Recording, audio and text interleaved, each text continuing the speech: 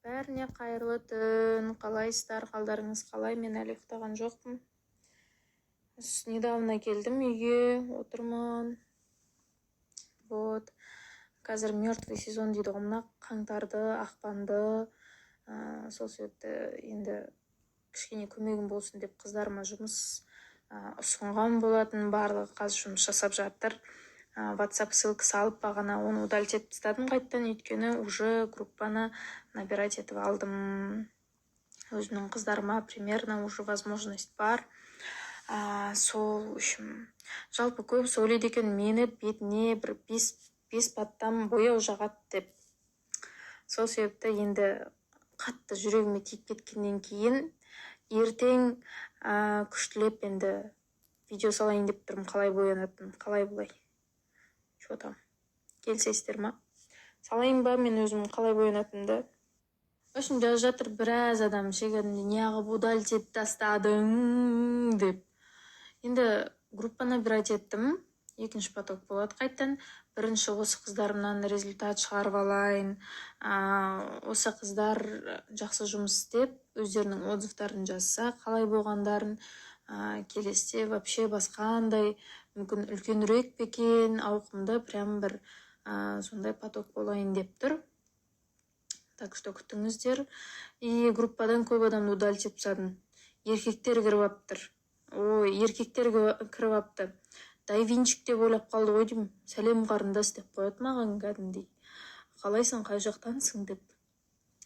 Сонымен, короче, оларды удалить етіп тастадым. Өсегіз деген адамдарды тоже удалить етіп тастадым.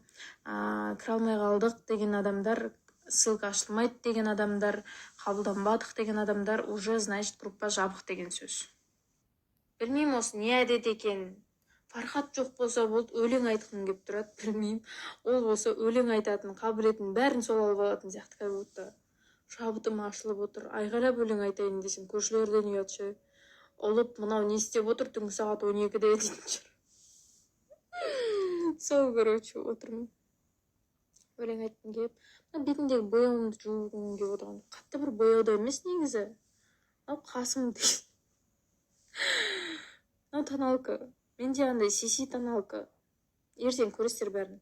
Еще ертең укладка жасаймын. Шашым ұзын сияқты айтып отырмын ба. В общем, айна жылына бір рет шығып, өйстіп сіздермен әңгімелесіп кішкене ұлитыным бар. Айып етпеңіздер. Сол дарамымды көрем ба болмаса. Қой Мадина жат деш. Сол, в общем, әңгіме солай, жерлай, аспан ашық. В общем, сұрай салайыншы деген ғой, негізі ше, тағы да бір нәрсені. Араларыңызда мен сияқты адам бар ма? В общем, мен не істерін білмей жүрмін.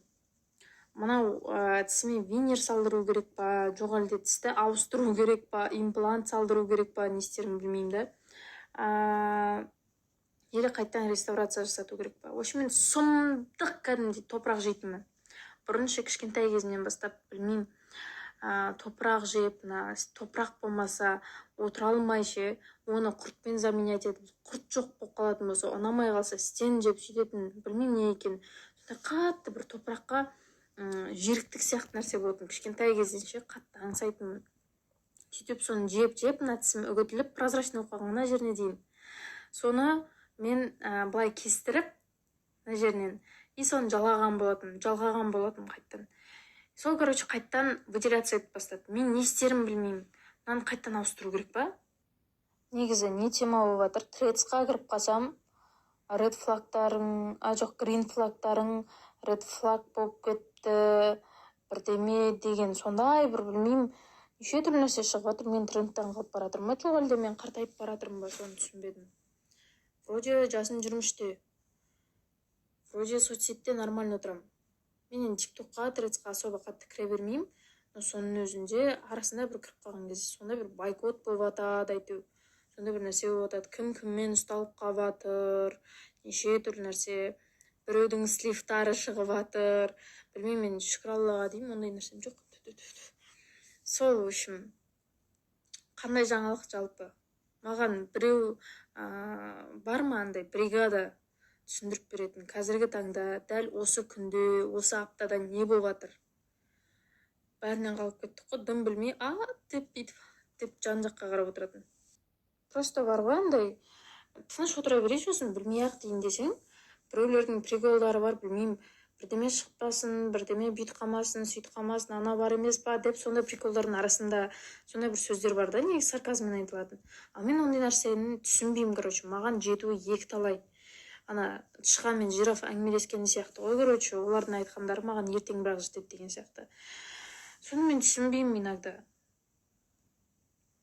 Айтып беріңіздерші маған соны не екенін. Біз де білейік. Енді бірақ ол өсек қуалау сондай нәрсе емес, просто чисто интерес қой. Оны барып, анау былай болыпты ғой деп айтатындай емес. Мен бәрінен кеш біліп отырған адаммын ғой, соның бәрін. Сол үшін сол нәрсені айтайын дегем. Мына қоям бүгін жыныма тиді. Шақпас. Қара суықта шарфыма оралып ап, дәп үйге жететін кезде қармен ойнап қашқаны ше. Нервым ауырды. Жайлап бір стористарымды қарасам, точкаға кетіп бара жатыр ма деп қоямын. Фара жоқ болса өйстіп шабытым ашылады екен, амал который деп қоясың, короче. Сол. Жақсы дарама айтыңыздаршы. Қандай жақсы дарама бар көретін. Мен білетін актерларды айтайын десем, бір аттарын да білмеймін ше. Ли Мин Хоны білем, Со Джун Киді білем, в общем, потомки солнцадағы актерларды білем, болып басқаларын білмеймін мен. Білем, анау Кумихо дегендердегіні.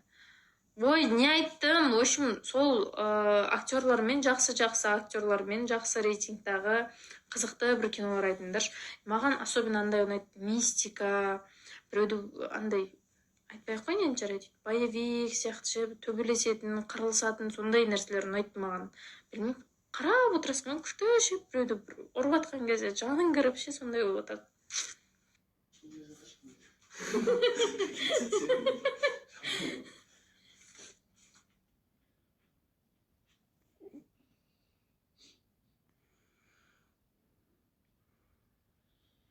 Живая игрушка деген ұқсайды ма? Отырайық.